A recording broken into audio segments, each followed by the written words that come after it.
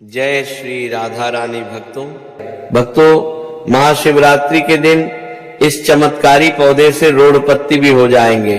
करोड़पत्ती माता पार्वती जी ने बताया था, शिव को यह पौधा बहुत उपयोगी है, साधु संत भी इसी का इस्तेमाल करते हैं। महाराज आगे बताते हैं, आयुर्वेद में यह पौधा बलवान ही नहीं शक्तिशाली भी है, मर्दों के लिए पावर टॉनिक है। महाराज जी ने अभी अपनी एक कथा में बताया था इस पौधे के बारे में, ये पौधा अगर मिल जाए तो आप भाग्यशाली हो जाएंगे। ये पौधा किसी जड़ी बूटी से कम नहीं है, महाबूटी से कम नहीं है। भक्तों हमारे वीडियो में देख सकते हैं, ये पौधा दिखने में बहुत ही साधारण है, आप इसे देख सकते हैं, लेकिन इसके गुण असाधारण है। अगर आपके घरों के आसपास में है तो इसे साधारण पौधा समझ करके फेंकने की भूल मत करना, नहीं तो बहुत पछताओगे। भक्तों इसके जो आज चमत्कारी गुण बताऊंगा, आयुर्वेदिक प्रयोग बताऊंगा तथा किस प्रकार से इसका कौन से हिस्से का प्रयोग होता है, अगर ये सारे जानकारी आज देख लेंगे तो बिल्कुल ही कल से आप इस पौधे की पूजा करना शुरू कर देंगे। कहने का मतलब इसके जब चमत्कारी गुण आप समझेंगे तो बिल्कुल आपको भी गर्व हो जाएगा कि आप भारत भूमि में पैदा हुए इस प्रकार के पेड़ पौधे आज भी हमारे बीच में हैं, जो कि हमें कई प्रकार के चमत्कारी लाभ प्रदान करते हैं। देखिए इस पौधे को कई जगह लटजीरा के नाम से जानते हैं, कई जगह से चिड़चिड़ा के नाम से जानते हैं, कई जगह इसे औंगा के नाम से जानते हैं। हो सकता है आप दूसरे राज्य में हो या फिर कहीं से हमारे वीडियो को देख रहे हो या फिर दूसरे देश से देख रहे हो, तो इसे अलग अलग प्रांतों में, अलग अलग जगहों में, अलग अलग हिस्सों में इसे अलग अलग नाम से जाना जाता है, लेकिन वीडियो को देख के आप इसे समझ सकते हैं। खासकर ये जो पौधा है इसे लटजीरा के नाम से लोग जानते हैं, और इसे अपामार्ग क्यों बोला जाता है, क्योंकि उल्टा चलता है। इसके जो बीज हैं बिल्कुल ही उल्टे होते हैं। आप अन्य पौधे के बीज देखेंगे, फूल के बीज देखेंगे तो ऊपर की तरफ होते हैं, लेकिन ये निचले की तरफ होता है, ये उल्टा होता है, इसलिए इसे अपामार्ग बोला जाता है। ये अपामार्ग विद्या में बहुत इसका प्रयोग होता है। कभी इसके बारे में मैं जानकारी बताऊंगा तो क्यों ये हमारे लिए कीमती है, क्यों ये असाधारण है, आइए जानते हैं। सर्वप्रथम तो सभी दर्शकों को कहना चाहूंगा कमेंट बॉक्स में, अगर भारत भूमि से है तो जय हिंद बिल्कुल ही लिखना, जय हिंद जय आयुर्वेद जरूर लिखना। इसके मैं जो आयुर्वेदिक बताऊंगा शायद ये प्रयोग जानने के बाद कल से आप इनका प्रयोग करना शुरू कर देंगे। साथ ही साथ इस समय आप लोगों को वनस्पति प्रयोग के साथ इसका जबरदस्त चमत्कारी एवं तांत्रिक प्रयोग भी बताऊंगा। तांत्रिक प्रयोग का मतलब है कि क्या आप जो जीवन में प्रयोग करके बहुत सारे अपने समस्या को दूर कर सकते हैं। सर्वप्रथम इसके बारे में मुझे ज्ञान कब प्राप्त हुआ, एक महात्मा के साथ जब हमारी भेंट हुई तो हमने उनसे बात में पूछा कि महाराज आप लोग काफी लंबे समय से सिद्धियां प्राप्त करते, लंबे समय साधना करते हैं, तो हमें ये बताइए आप लोग 1 महीने तक बिना अन्न बिना जल ग्रहण के वे किस प्रकार के साधना करते हैं। तो उस शांत महात्मा ने हमें स्वयं की बताया कि जो चिड़चिड़ा नाम की पौधा होती है, जिसे आप लोग अपामार्ग के नाम से जानते हैं, फिर इसका कई प्रकार के नाम होते हैं। तो उसने हमें बताया कि हम इनके बीज का ध्यान से सुनना। आज भी जंगल में महात्मा जितने भी लोग हैं, संत महात्मा जंगल में रहने वाले जो कि साधना करते हैं, वह लोग इसके बीज का खीर बनाते हैं। तो उसने हमें बताया कि इनके बीज का खिचड़ी बनाया जाता है और इसका 2 चम्मच खिचड़ी खाना होता है।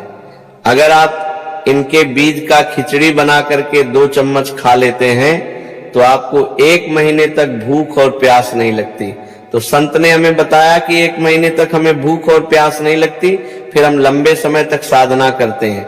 हमारे धर्म शास्त्र में भी यह भी कहा जाता है कि जो ये अपामार्ग के पौधे हैं, इसके जड़ में मां गंगा का वास होता है। जी हाँ, बिल्कुल ही मां गंगा का वास होता है।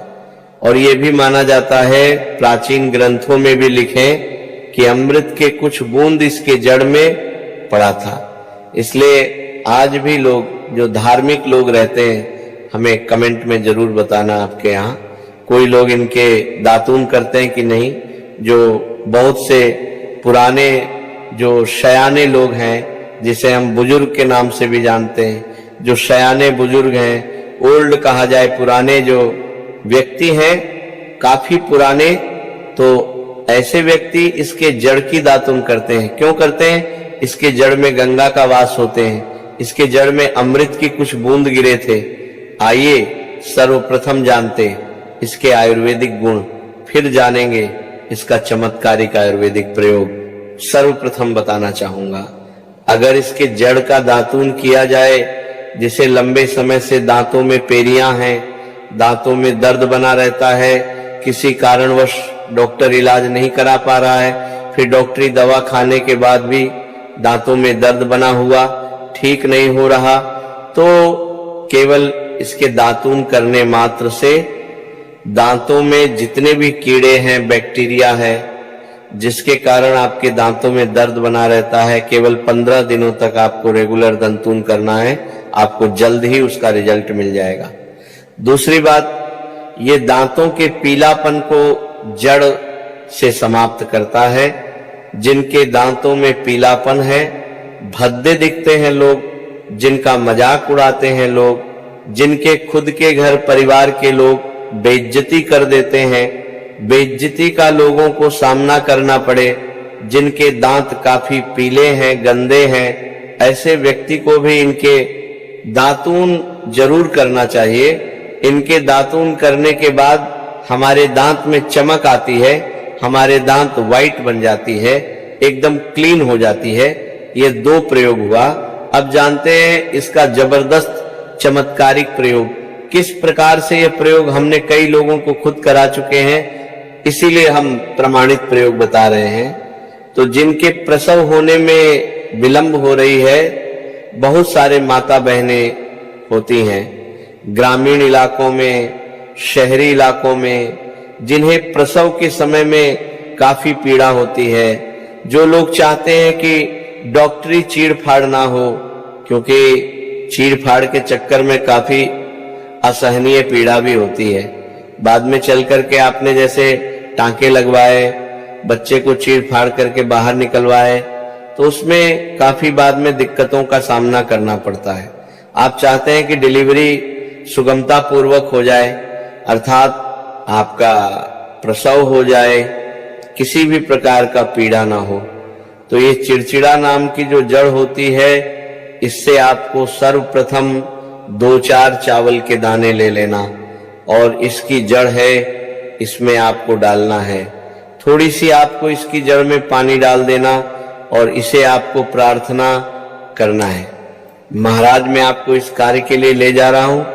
कार्य में बोलना कि फलाना व्यक्ति का गर्भाशय जो बच्चे हैं वह तत्काल बाहर निकाले, इसीलिए आपको ले जाना है। इस प्रकार से प्रार्थना करना, और इसे लाल कलर के कपड़े में बांध करके, जो प्रसूता स्त्री है, जिनके गर्भ से बच्चे बाहर नहीं आ रहे, उन्हें पहना देना है। बिल्कुल ही उनके बच्चे 10 से 15 मिनट के भीतर में, जैसा ही इन्हें पहनाएंगे, लाल कलर की कपड़े में बांध करके पहनाना होता है, तत्काल गर्भनाल से बाहर आ जाएंगे। बच्चे बाहर आ जाते, इसके बाद तत्काल इसके जड़ को निकाल देना होता है, गर्भनाल को भी बाहर निकाल सकता है।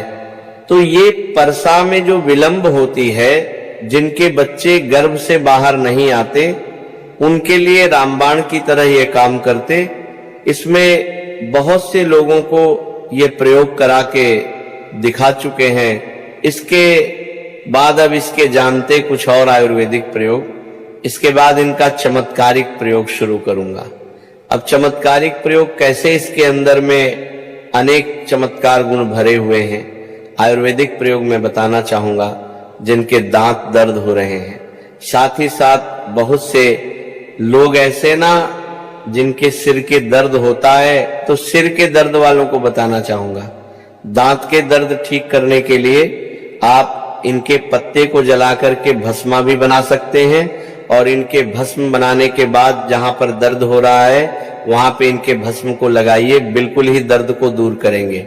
इसके बाद जिनके सिर में दर्द होता है वह क्या करें, इनके जो बीज होते हैं इनके पके हुए अच्छे से आपको बीज ले लेना है, और इसके बीज को आपको क्या करना है, इसके बीज का आपको पाउडर बना लेना है। ध्यान से सुना, इसके बीज का आपको पाउडर बना लेना है, और इसके बीज के चुटकी के भर पाउडर आपको अपने हाथों में लेना है, और आपको सूंघना, बस सूंघने मात्र से ये सिर के दर्द को ठीक करते हैं, क्योंकि इसके अंदर में ऐसे चमत्कारिक शक्तियां पाई जाती हैं जो कि किसी भी प्रकार के सिर दर्द हो, डिप्रेशन के कारण आ रही हो, अनिद्रा के कारण आ रही हो या फिर पागलपन के कारण आ रही हो, बहुत सारे ऐसे कारण होते हैं, ये फिर गर्मी के कारण आ रही हो, धूप लगने के कारण, लू लगने के कारण, किसी भी प्रकार के सिर दर्द हो, उसमें रामबाण की तरह काम करते हैं।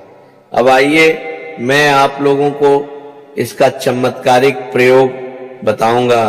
पहला प्रयोग है, जो लोग चाहते हैं कि उनके कार्यभार में उन्हें तरक्की मिले, जैसे कि जो लोग व्यापारी वर्ग से जुड़े हुए हैं, वह लोग चाहते हैं कि उनका धंधा पानी अच्छे से चले, जिनके दुकान अच्छे से चले, तो ऐसे व्यक्ति क्या कर सकते हैं, इसके जड़ को रवि पुष्य नक्षत्र में लाना होता है, गुरु पुष्य नक्षत्र में लाना होता है, या फिर कोई भी शुभ दिन हो, जैसे दीपावली है, होली है, या फिर बहुत सारे शुभ दिन आते हैं। कृतिका नक्षत्र में भी आप इसके जड़ को ला सकते हैं, इसके जड़ को लाना होता है, और इसे लाल कलर की कपड़े में बांध करके आप अपने व्यापारी स्थान में बांधिए। देखना जहां पर 5 ग्राहक आ रहे हैं, इसके कृपा से वहां पे फिर 5 ग्राहक की जगह पर 50 ग्राहकों के भीड़ लग जाएंगे। कहने का मतलब है ये दुकान में ग्राहकों की भीड़ को भी बढ़ाएंगे, आपके आमदनी बढ़ाने का काम करता है। इसके बाद इसका दूसरा प्रयोग सुनिए। जो लोग जैसे बेरोजगार हैं, रोजगार प्राप्त करना चाहते हैं, ऐसे व्यक्ति इसके जड़ को ध्यान से सुनिएगा। ऐसे व्यक्ति इसके जड़ को एक दिन पहले आपको निमंत्रण देकर के आ जाना है। कौन सी दिन में, ध्यान से सुनिए, शनिवार के दिन, रविवार के दिन सूर्योदय से पहले खंडन करके लाना है। इसके बाद सोमवार को आपको पूजा करना है, और मंगलवार के दिन पूजा करने के बाद बुधवार के दिन इसके जड़ को आपको धारण करना है, तो आपको बिल्कुल ही मनोवांछित नौकरी की प्राप्ति होगा। एक नागा बाबा ने इसके बारे में हमें बताया था, और इसका प्रभाव काफी अचूक है, कभी विफल नहीं जाता। ये हुआ 2 प्रयोग। अब इसका तीसरा प्रयोग सुनिएगा।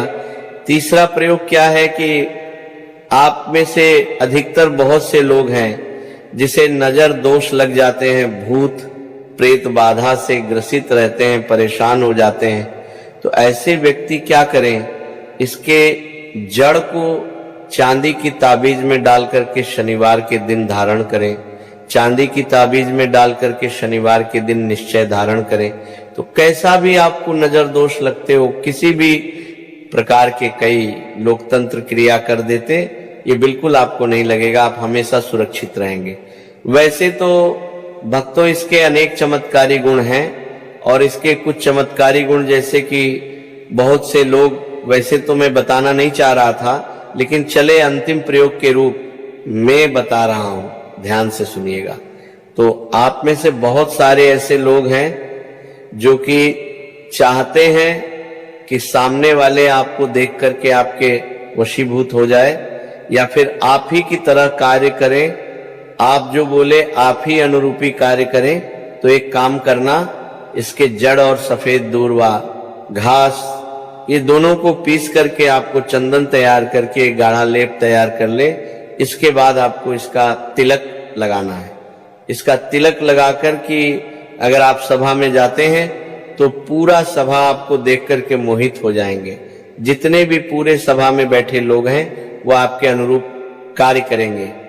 अगर आप किसी मनवांछित, जैसे आप लड़की को प्राप्त करना चाहते, महिला को प्राप्त करना चाहते, अपने वशीभूत बनाना चाहते, उसके सामने तिलक लगा करके जाते हैं तो वह सामने वाले आपके वशीभूत हो जाते हैं। इसमें संदेह नहीं है, क्योंकि हमारे प्राचीन ग्रंथों में इसके बारे में विस्तार पूर्वक जानकारी मिलते हैं, लेकिन मैं आप लोगों को इसका सीधा विधि नहीं बताऊंगा।